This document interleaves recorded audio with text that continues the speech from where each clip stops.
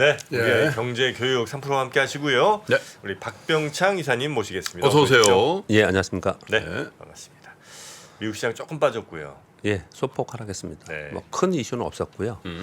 FMC 의사록이 나왔는데 뭐 경기에 대해서는 연착륙 네. 전망을 했고요. 기준금리 인상은 계속 해야 된다. 기존의 지금 상황을 계속 유지하고 있습니다. 2년 만기 국채 수익률이 4.94%까지 올라와 있습니다. 그래서 이번 달 마지막 주에 있을 FOMC 회의에서 25비 금리 인상을 시장에서 좀 네. 받아들이고 있는 그런 상황으로 좀 보여지고 있습니다. 전체적으로 보면 나스닥이 0.18% 하락을 했잖아요. 그런데 오늘은 매크로 이슈 이거보다도 시장 내부의 상황을 좀 봐야 되는데요. 반도체가 제일 많이 하락을 했습니다. 그러니까 중국의 광물, 갈륨과 게르마늄 수출 제한 요 얘기는 며칠 전부터 있었잖아요. 이게 미국의 장중에 그 상무부의 강력한 비판 얘기가 좀 나왔습니다. 그러면서 좀 더 빠지기도 했고요. 네.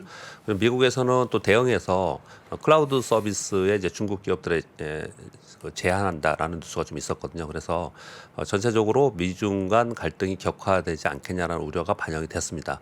근데 이게 다른 섹터에도 여러 가지 있는데 뭐 방위 산업도 있고 전체적으로 있는데 그러니까 반도체에 가장 큰 영향을 줄 것이다라는 우려와 함께 반도체가 빠지는 현상이 나타났거든요.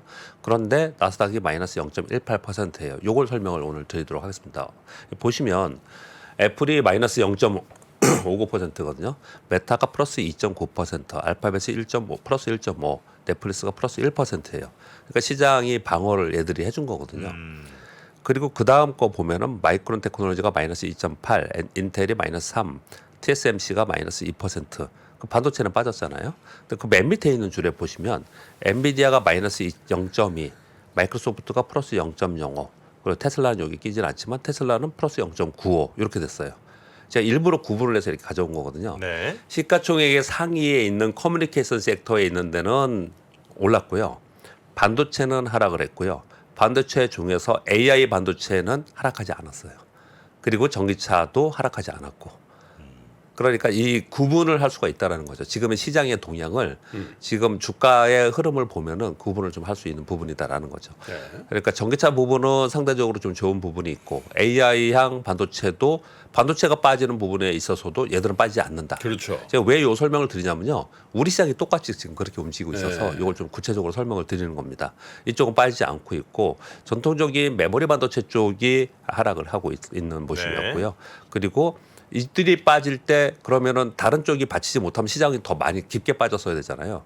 그런데 빅테크에 있는 커뮤니케이션 섹터에 있는 쪽에서 뭐 구글이라든지 메타라든지 넷플릭스가 여기서 선방을 해주면서 이들이 1, 2% 오르면서 지수를 방어했다라는 거예요. 네. 그러니까 시장 전체가 어떤 악재가 나와서 그 악재로 해서 갑자기 전체적으로 이렇게 훅 빠지는 그런 현상이 아니고 어딘가는 받쳐주면서 시장이 계속 이 강세 기조가 유지되고 있는 그런 네. 상황이다.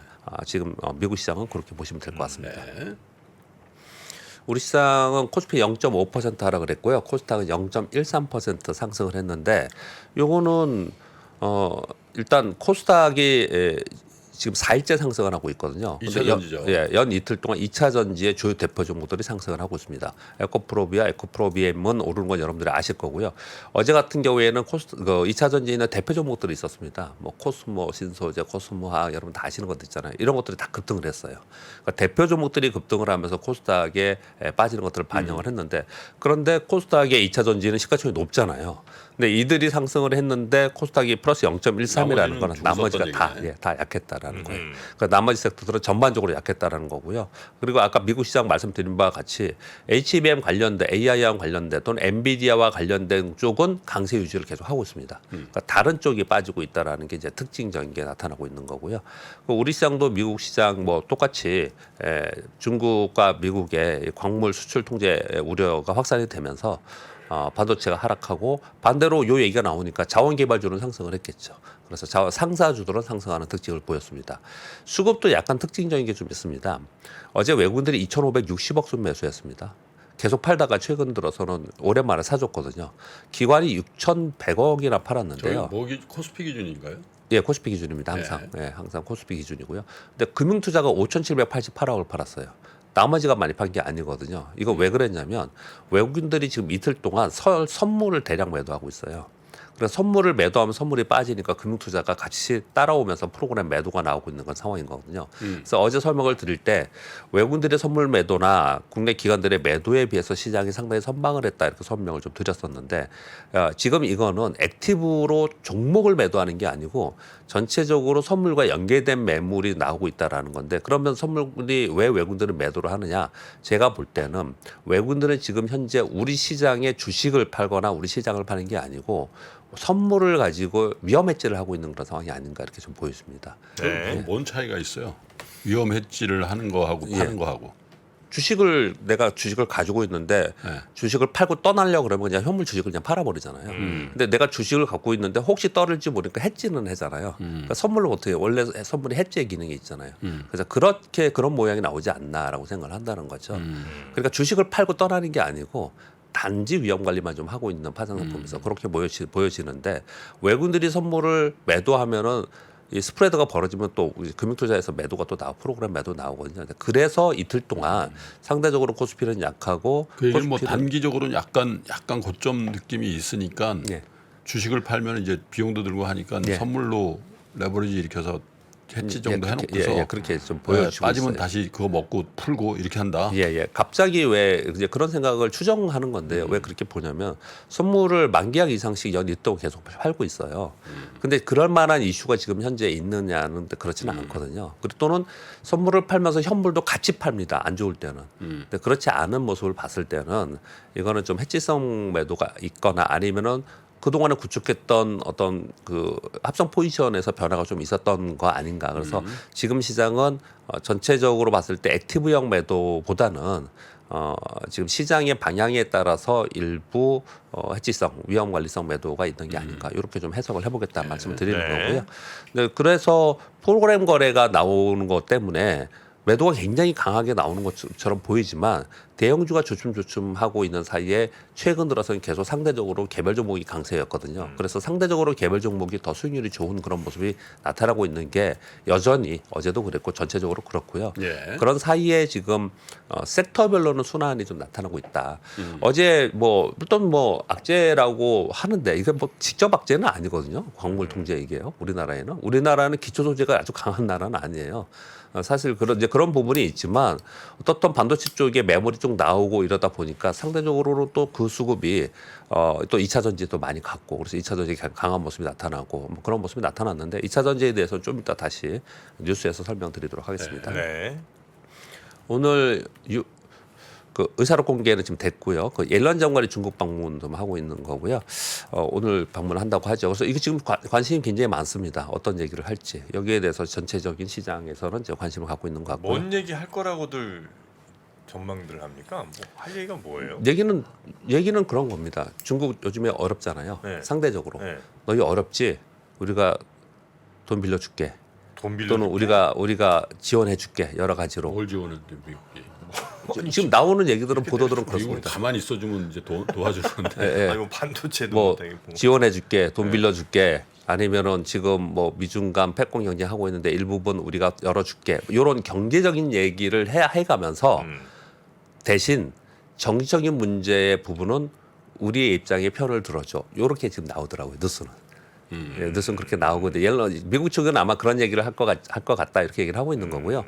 근데 반대로 그러면은 중국은 어떻게 할까? 이거 다 그냥 뉴스에 나오는 얘기들입니다. 그냥 네. 추정하는 얘기들이에요. 중국은 그 니들이나 잘해 이럴 거다. 뭐 이런 얘기를 지금 하고 있어요. 지금 뉴스들은. 그래요. 예. 중국은 콧방귀도 안 낄 거다. 예, 뭐 얘기는 그렇게 하고 있는데. 근데 미국만 줄창 간다. 미국만. 중국은 미국에 전혀 안 하고 미국 사람만 줄창 간다. 미국 사람들만 그지? 중국에 자꾸 간다. 보통은 아쉬운 데서 먼저 가는 거 아니에요? 그런가? 원래는 아쉬운 사람이 먼저 가는. 그렇겠죠. 예. 근데 뭐 사실은 그거는 중국 전문가분들 얘기를 많이 들어보면은 한마디로 중국은 이렇게 표현하잖아요. 중국은 급하지 않다. 중국은 급하지 않다. 중국 급하지 않아요? 중국은 정치적인 체제가 이미 뭐 네. 거의 장기 집권 다 들어가 있고 정치적인 체제가 네. 그렇게 들어가 있고 그리고 중국의 계획 경제라는 게 지금 당장 뭐 시장이 빠져서 국민들이 뭐 살기가 어려워서 그래서 경제를 막 바꾸고 이러지 않잖아요. 그래서 사실은 더 급하지 않는 쪽이고 뭐 우리 선거를 치러야 되고 이런 쪽이 더 급한 거죠. 뭐 그런 얘기도 많이 하죠. 뭐 저는 뭐 이제 중국 전문가 한번 모셔볼게요. 네. 네, 매크로의 상황을 보면은 이제 지수에 대해서 걱정을 많이 하는 이유는 네. 지금 지표들 가만히 보시면 어제 유럽 제조업 지표도 안 좋게 나왔습니다. PMI도 미국의 제조업 PMI도 안 좋게 나왔고 조금 제가 차트를 보여드렸지 않습니까, 그제? 그래서 제조업 지표가 악화되는 속에서 기준금리 추가 인상한다라고 하고 있습니다. 그러니 지금 달러 인덱스 올라가고 있죠. 국채 수익률 상승하고 있습니다. 이러면 시장이 하락하는 요인이잖아요. 시장이 하락 요인이에요. 근데 시장이 그렇게 웬만큼 뭐 악재가 나와도 하락하지 않고 상당히 견조하게 있어요. 그러나 시장이 이런 악재를 바탕으로 해서 아주 강하게 올라갈 수 있느냐에 대해서 의구심을 계속 갖고 있으니 시장을 쳐다보는 단계는 지금 아니다. 네. 그거보다는 이제 실적 시즌이니까 계속해서 조목 중심으로 보자라는 말씀을 좀 드리고 싶고요. 뉴스가 별로 없다라고 말씀드렸던 것은 장중에 그 무수히 많은 뉴스를 저도 접합니다. 근데 요즘에 나오는 뉴스는 거의 대부분 종목 뉴스예요. 네, 종목 뉴스입니다. 근데 요즘에는 특히나 종목을 언급하는 게 굉장히 어려운 시기이고요. 그리고 뭐 당국에서 계속 지켜보고 있는 그런 상황이라서 종목 얘기들이 요즘에 별로 없잖아요. 이제 각자 종목들이 나오면 이제 판단을 좀 해야 되는 그런 상황인데요. 종목 뉴스가 이렇게 막 나올 때가 있고 아니면 그냥 매크로 뉴스만 쭉 나올 때가 있고 그렇죠. 그래요. 그렇죠. 아, 시기별로. 예. 네, 지금은 매크로 뉴스보다 종목 뉴스 거의 대부분 한 70~80%는 다 종목 뉴스가 나옵니다. 그래요? 개별 종목으로 뉴스가 나오거든요. 네, 개별 종목 뉴스가 많이 나오는 상황이 된 것은 이제 실적 시즌에 또 들어갔기 때문에 근데 확실히 그렇습니다. 그렇더라고. 예전에 장 안 좋고 막 그럴 때는 매크로 하는 그 분들 있잖아. 네. 그 조회수가 굉장히 높아져. 그렇죠. 근데 요즘은 안 돼. 예? 요즘 오히려 예. 섹타, 테마 이런 그렇죠. 거 얘기하면 예. 조회수 높아져. 지금 그렇습니다. 예, 거기 정확하십니다. 정확히 반영돼. 예. 시황에 따라서 그렇게 다르거든요. 근데 지금은 이제 전부 종목 쳐다보고 어떤 섹터 어떤 종목이 좋냐 그렇지. 여기에 지금 있는 거예요. 작년 4, 4분기 이럴 때는 뭐 알잖아. 예. 매크로. 김한진 박사님, 김영익 박사님 이런 분들 보시면 막 어떻게 되는 거야? 막 근데 그렇죠? 예, 맞습니다. 신기하네.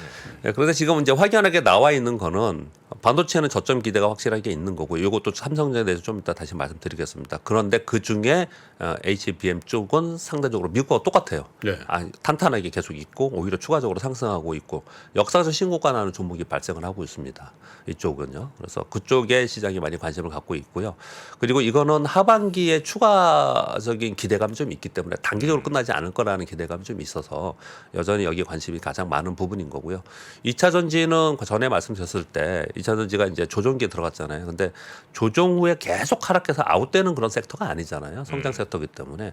그래서 기간 조정 후가 기간 조정을 좀 보이고 있었는데 지금 다시 상승을 좀 하고 있습니다. 예. 그래서 2차 전지가 상승을 하고 있기 때문에 전체 시장에 좀 보탬이 되고 있는 그런 상황이고요. 자동차 부품, 조선 기자재, 기계는 여전히 뭐 시장에 상관없이 계속 좋은 모습을 나타내고 있습니다. 네. 자, 여기 지금 이제 시황 몇 가지 말씀드렸는데 연관해야 한 뉴스들이 좀 몇 가지가 있습니다. 그래서 몇 가지 정도만 전해드리도록 하겠습니다. 1번 첫 번째 뉴스는 직접적으로 우리 섹터에 영향을 주는 부분은 아닌데요. 첫 번째 31년 만에 오타가 하나 있는데요. 새 시중은행이 탄생한다라는 뉴스들이 계속 나오고 있습니다. 내용은 그냥 이건 읽어드리겠습니다. 5대 은행의 과점을 깬다라는 현 정부의 지금 의지가 굉장히 강하죠. 은행 산업의 진입 장벽을 완화시킨다는 내용이고요. 대구은행을 시중은행에 전환한다는 게 이거 첫 번째 시행을 한다고 하고 있고 지방은행과 인터넷 전문은행, 특화 전문은행을 늘려서 경쟁 촉진화를 하겠다 이렇게 얘기를 좀 하고 있는 거예요. 현재 5대 은행의 대출은 63.5%, 예금은 74.1%를 점유하고 있어서 결국은 과점 처지에서 금리 경쟁도 실종되고 비슷한 상품만 계속 출시해서 경쟁력이 떨어지는 게 아니냐. 금융위원장이 이런 말씀하셨습니다. 국내 은행이 손쉽게 수익을 내면서 국제적 금융회사로 발전하는 변화 노력이 부족하다. 이렇게까지 얘기를 좀 하고 있어요. 근데 사실 이거는 사실 뭐라고 볼까요? 정권이 바뀌면서 몇 번 나왔다 들어갔다 하는 그런 뉴스이긴 했어요. 그런데 이번에는 굉장히 의지가 강하고 실제로 이게 진행이 되고 있고요. 요 비슷한 뉴스와 이건 지금 정부에서 하려고 하는 거고요. 비슷한 뉴스를 제가 한두 달 전에 전해드린 기억이 나는데 그 PE들이 사모펀드들이 시중은행의 저축은행들을 인수를 해가지고 합쳐가지고 대형은행을 만들려고 지금 시도를 하고 있어요. 그래서 이 금융산업에는 상당히 많은 우리 직접 주식 투자에는 이게 뭐 우리하고 직접적으로 연관이 없을지 모르겠는데 금융산업 전체적으로는 상당히 큰 변화가 이루어지고 있는 것이다. 근데 국내 은행이 손쉽게 수익을 내면서 국제적 금융회사로 우리 은행들이 국제적 금융회사가 됐죠. 주주 구성을 보면 예, 그렇죠. 주주는 다 외국인 투자자 맞습니다. 압도적으로 예, 많아요. 예. 한 70% 가까이 되는. 네, 맞습니다. 근데 해외로는 못 나가서. 예. 근데 열심히들 하는 데들도 있긴 있던데. 제가 네? 그럼 뭐 굉장히 열심히는 하는데 근데 성과가 없어서 그런가? 그런 베트남 이런 데 가니까 신한은행 이런 데 진짜 열심히 하더라고. 예. 비판의 목소리들이 소비자들에게 있으니 정부 차원에서는 계속 경쟁을 좀 촉진해야 된다. 저기 뭐 중앙아시아 가서 막 망하고 그러니까. 예, 이런 뉴스가 하나 있었고요. 그다음 이번부터는 이제 직접적으로 이제 섹터에 영향을 좀 줄 거라고 보여지는데 일단 삼성전자 2분기 실적 이번 주 금요일 날 발표합니다. 이게 실적 전망이 내일이죠. 극과 극입니다. 극과 극. 극과 극인데 일단 먼저 FN 가이드 기준으로 보면요. 매출 61조, 영업이 2,693억 전망합니다. 2,600억. 이게 처음에는 1,000억대였어요. 1,000억대였는데 조금씩 올라가는 겁니다. FN 가이드는 여러분 참고로 각 증권사에서 나오는 보고서의 평균치를 가지고 FN 가이드에서 자료를 줍니다. 근데 이제 점점 올라가고 있던 평균치를 점점 올라가고 있는 것은 분명히 사실이에요. 그런데 왜 극과 극이라는 표현을 쓰냐면 요번 2분기 OP를 삼성증권은 7,030억 지금 전망하고 있고요. KB증권은 9,000억 전망을 하고 있어요. 네. 뭐 내용은 여러분 다 아시는 출하량이 증가하고 있고 ASP 좀 하락이 둔화되고 있고 재고 감소되고 이런 얘기를 하고 있는 거거든요. 근데 BNKG 투자증권에서 8,200억 손실 적자 이렇게 지금 보고서를 내놨어요. 근데 이거 뭐야 메모리가 좀 좋아지고 있다는 건 인정한다. 그러나 모바일 수요 악화로 인해서 시스템 반도체 부분하고 무선 통신 부분 이 부분은 부진해가지고 손실이 엄청나게 클 거다. 이렇게 얘기를 하고 있는 거거든요. 근데 이제 며칠 안 남았잖아요. 그런데 이렇게 극과 극으로 플러스 9천억, 마이너스 8,200억 이렇게까지 나오니 야 이거 지금 뭐 삼성전자 이번 실적 발표하고 나서 참 한바탕 또 이게 말들이 있겠구나 이런 내용들이 지금 나오고 있는 상황이에요. 네. 그런데 저는 어떻게 이 뉴스를 보면서 어떻게 생각하냐면 우리 3프로에서 반도체 전문가분들이 많은 얘기를 해주셨잖아요. 저는 그 흐름을 타고 가면 될 거라고 생각해요. 이거에 생각하지 말고 네. 흐름 자체는 이번 2, 4분기를 저점으로 해서 하반기에 점차 좋아지고 있는 흐름은 분명히 많잖아요. 근데 그 흐름에서 어디까지가 볼 것이냐가 이제 중요한 것이거든요. 주가는 어떻게 될까요? 만약에 BNK 증권처럼 마이너스 8천억 나면 주가 빠지나? 지난분기 저 1분기 성적 나왔을 때도 전혀 반대로 갔잖아요. 그땐 그때 그랬는데 어닝 쇼크 나와가지고 다시 그때부터 올랐지 사실. 이번에는 기대감이 있거든요. 좋을 것이라는 기대감이 있기 때문에 그래서 주가가 어떻든 간에 올라와 일단 있어요. 감산 발표를 했잖아요. 예, 그죠? 예. 실적이 안 좋으면 감산 발표를 할 거다 그 기대로 오른 건데 감산 발표 이미 했단 말이야. 예. 이제 지금 그 메모리 가격이 여기서 추가적으로 더 하락하면은 비용도 감당이 안 된다. 그래서 추가 감산 안 한다라고 얘기를 했었거든요. 네. 그렇기 때문에 시장이 기대하는 치보다 안 나오면은 그렇다면 좀 실망할 수도 있을 거라고 생각하는데, 근데 그건 단기적일 거라는 거예요, 제 말씀은. 진짜 마이너스 8천억 나온 BNK 증권, 예? 저거네 모셔야 되겠네. 진짜. BNK BNK 뭔지 아시죠? 부산. 네. 경남. 네. 네. 부산행 경남. 그리고 도요타에서 기술 워크숍이 있었습니다. 그래서 연구센터의 센터장이 나와서 2025년도에 전고체 배터리 출시를 해서 2027년도에 양산하겠다라는 발표가 있었습니다. 근데 요거는 우리가 굉장히 중요하게 생각을 많이 하죠. 왜냐하면 우리나라에서 지금 삼성 SDI가 2027년 하겠다 이렇게 얘기를 좀 하고 있는 건데 이것도 많은 분들이 우리 3프로에 나와서 말씀을 주셨습니다. 그래서 여러분들이 대부분 다 아실 거예요. 그래서 이제 가봐야 되는 거잖아요. 근데 한마디로 이렇게 얘기를 합니다. 종종 처음에 시제품 단계에서는 성과가 있을 수 있어요. 그러나 그게 확장해서 상업화되는 거는 어려운 일이다. 이제 지켜봐야 되지 않겠냐. 네. 이렇게 전부 다들 목표는 얘기를 하고 있지만 이게 쉽겠냐라는 얘기를 많이 하고 있어요. 저는 별로 크게 뭐 걱정을 하거나 그러진 않아요. 왜냐하면 많이 늦었어 도요타가. 아, 그렇죠. 네. 예. 도요타의 이 전기차에 대한 대응은 예. 진짜 아마 어떻게 보면 경영학과 수업에 나올 거예요, 저거. 아, 실패 아니, 사례가. 세계 1위 자동차잖아, 판매 기준으로. 네. 근데 그게 지금 10년 동안 전기차를 안 한 거 아니에요, 저게. 변화에 대응이 늦은. 아유, 저거는 진짜 저건 진짜 내가 볼 때 네. 도요타가 앞으로 어떻게 될는지야 그거야 뭐 잘 모르겠지만 네. 저거는 진짜 저렇게 된다 하더라도 저게 갑자기 그때 되면 27년대 전기차 침투율이 얼마입니까? 그렇죠. 이미.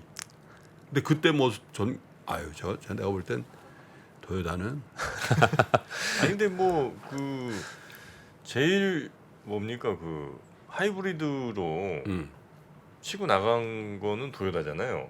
그게 하이브리드에서 멈췄다는 거지. 본격 전기차 했어야 돼. 그거는 그거는 판단하기 몇 주 전에 예. 몇 주 전에 이거 도요타와 그 전고체 일본 얘기하면서 그분이 되게 자세히 설명 주시는 것 같던데. 그때 아, 그렇습니까? 기사 썼잖아요. 아 제가 있었습니까? 네, 네. 저 보니까 이분이 상당히 공감이 간다 그런 컨텐츠가 올라와 있거든요. 거기 보시면 좀 될 것 같습니다. 예를 들면 애플이 폴더블 4년 5년째 지금 못 하고 있는데 과연 그게 못 하는 거냐? 아니면 시장이 성숙될 때까지 지금 보고 있는 거냐? 애플과 도요타를 좀 동격으로 보는 겁니까? 아니 뭐 동격이라기보다 비슷한 전략일 왜 수도 그러세요? 있잖아요. 그건 아니. 우리나라도 아무튼 뭐 빨리 해야 되는 것은 분명히 맞은 것 같습니다. 네. 이런 도서가 있었고요. 그리고 국민연금이 4일날 108개 회사에 대한 지분 조정 공개한 거 뉴스 막 떴죠. 여러분 보시면은. 근데 이것도 참고로 그냥 팁을 하나 드리면요. 국민연금이 내가 가지고 있는 종목을 이번에 이렇게 많이 샀대. 그래서 지분이 이만큼 올라왔대. 좋구나. 아니고요. 이거 결과론적으로 발표를 하는 거잖아요. 그들이 막 사는 동안에 주가가 좋다가 발표를 하고 나서 안 사면은 주가는 또 달라질 수 있는 거거든요. 그러니까 그냥 이게 샀다고 좋은 부분은 아니고요. 다만 그 기업에 대해서 검증을 해주는 거잖아요. 그 정도로 좀 이해하시면 좋지 않을까 생각을 좀 하고 있고요. 뭘 사고 뭘 팔았냐를 봤더니 전력기기, 기계, 조선, IT 이번에 봤더니 IT 소부장 기업들 꽤 많이 샀더라고요. 이런 쪽을 비중을 좀 확대해서 하반기에 가져가려고 좀 하는 것 같고요. 네. 그리고 판 쪽은 엔터와 화장품을 많이 팔았습니다. 근데 요거를 한마디로 딱 표현하면 어떤 거냐면요. 하반기에 실적 이익 증가가 될 수 있는 터닝하는 쪽이나 이익 증가 될 수 있는 곳. 지금 모두 다들 항상 얘기하는 쪽이잖아요. 이런 쪽이 지분이 좀 늘려져 있고요. 소비 쪽 그리고 대중국을 바라본 소비 쪽. 이런 쪽은 비중을 축소하고 뭐 좀 좋지 않게 요즘에도 계속 나오고 있습니다. 그렇게 네. 보시면 될 것 같습니다. 마지막 뉴스 하나 말씀드리면 뭐 여러분들 관심도 많으시는 2차 전지에 대해서 한국경제신문의 신문 보도가 오늘 아침에 나왔습니다. 뭐 일리가 있고 그리고 요즘 관심도 많으시니까 한번 그냥 제가 가져왔습니다. 에코프로 쇼커버 증가가 늘어나고 있는데 공매도 세력들의 비상이 걸렸다. 어제 장중에 95만 8천 원까지 가면서 역사적 신고가를 찍었습니다. 일부 증권사들, 뭐 국내외 증권사들 타겟 프라이스 2배가 넘는 지금 가격까지 왔다라는 거예요. 그러니까 왜 그런가? 테슬라가 뭐 $100, 101달러 저점에서 280달러까지 올라와 있잖아요. 테슬라의 훈풍이 있고요. 그리고 이번에 발표될 때 요 시점이요. 이게 갑자기 상승한 시점이 그저께 전기차 판매 대수가 나왔잖아요. 글로벌 네. 전기차 판매 대수가 엄청나게 증가했잖아요. 요게 지금 모멘텀이 좀 됐고 그리고 수급적으로는 쇼커버가 됐다라는 거예요. 그러니까 예를 들면서 여기 써놨는데 에코프로가 6월 말 기준 공매도 잔고가 1조 2,500억 정도 있었다고 합니다. 사실 굉장히 엄청나게 많이 이제 공매도가 있는 거죠. 그런데 3일 날 20% 오를 때 외국인들이 3,200억 순매수했고요. 커버네 커버. 예, 어제 6.4% 올랐는데 어제 외국인들 한 1,027억 정도 순매수했어요. 네. 이걸 봐서는 추가 손실을 막기 위한 쇼커버 물량이 상당히 들어오고 있다라고 얘기를 하고 있는 거거든요. 자, 여기까지 그냥 뉴스 그대로이고요. 그 맨 마지막에 있는 거는 뉴스에도 있지만 지금 분위기, 우리 여의도에서 증권가에서 얘기하는 분위기를 말씀드리겠습니다. 대형 헤지 펀드들이 롱숏도 하고 숏을 굉장히 많이 하잖아요. 이 대부분 숏을 외국인들이 하거든요. 이 우리나라 펀드들, 헤지 펀드들이 숏이 그렇게 크지 않습니다. 거의 대부분 외국인들인데 지금 이 쇼커버 소문이 돌기 시작을 했어요. 그러면서 야 이거 다른 것도 급등하면 어때? 그러면서 다른 2차 전지나 다른 숏이 많았던 종목들의 쇼커버가 전반적으로 이루어지고 있는 분위기가 있다라는 거예요. 네. 그래서 어제 급등한 종목들을 보시면 외국인들의 순매수가 엄청나게 많습니다. 어제 그동안 그게 대부분 숏 커버라고 보는 거예요. 예, 그렇게 추정을 많이 하고 있습니다. 그래서 그런 분위기가 지금 현재 이 섹터의 분위기를 좀 만들어 가고 있다. 네. 그러니까 전체적으로 성장 기업이기 때문에 주춤했다가 다시 올라가고 이런 건 여러분 다 아실 거고 그런데 그중에 주춤했다가 요즘에 왜 이런 일들이 또 벌어지고 있는가에 모멘텀은 테슬라와 전기차 판매 대수가 있지만 수급성으로는 상당히 이런 부분이 작용을 하고 있다. 아유, 숏으로 그렇게 먹는다는 게 엄청 힘든 어렵습니다. 거예요. 그것도 잠깐 말씀을 드리면요. 우리 개인 투자도 똑같이 개인이나 기관이나 외국인들처럼 똑같이 할 수 있도록 매도할 수 있도록 해달라 그러잖아요. 제가 이 대형 헤지 펀드에서 롱숏 펀드 하는 굉장히 직접 하는 사람은 제 후배도 있고 그래서 물어보거든요. 숏으로 먹기 굉장히 어렵답니다. 그럼 왜 해? 저거 하는 거죠. 맞추는 거 롱숏을 해치하는 거 했지. 어려운 줄 알면서 안 하면 되지 왜 하냔 말이야. 했지요. 굉장히 어렵답니다, 실제로. 곧버스 이런 거. 아니 그냥 기업을 사가지고 그냥 기업의 성장과 함께 쭉 같이 가면 되지. 그걸 꼭 안 되는데 배팅해서 먹어야 되나? 근데 이제 이런 건 있죠. 이제 기존에 뭐 액티브형 있고 패시브형 있고 자금을 받잖아요. 근데 네. 펀드 자체를 롱숏 펀드로 받는 자금이 있어요. 그건 해야죠. 무조건 그냥 어쩔 수 없이 사는 거예요. 그런 경우는. 예. 알겠습니다. 자, 시간이 또 많이 좋으시겠어? 지났네. 네? 좋으시겠어? 아유, 뭐 이런 걸로 일희일비하지 않기로 우리 했죠. 약속했습니다. 네. 그랬어요. 비중이 좀 작아요. 네. 자, 우리 박동창 이사님 네. 오늘도 감사하고요. 내일 또 뵙겠습니다. 네, 감사합니다. 감사합니다. 네. 장 시작 전부터 종료까지 쏟아지는 수많은 뉴스와 정보들. 이 중에서 어떤 것이 투자에 정말 도움이 되는 정보일까요? 3프로의 증시 셔터맨 박근영 마스터가 직접 정보를 선별하고 투자의 힌트를 드립니다. 시간도 아끼고 투자 아이디어도 얻는 시간, 박근영 부장의 마켓 힌트와 함께 하세요. 자세한 사항은 3프로 TV 앱과 홈페이지를 확인하세요.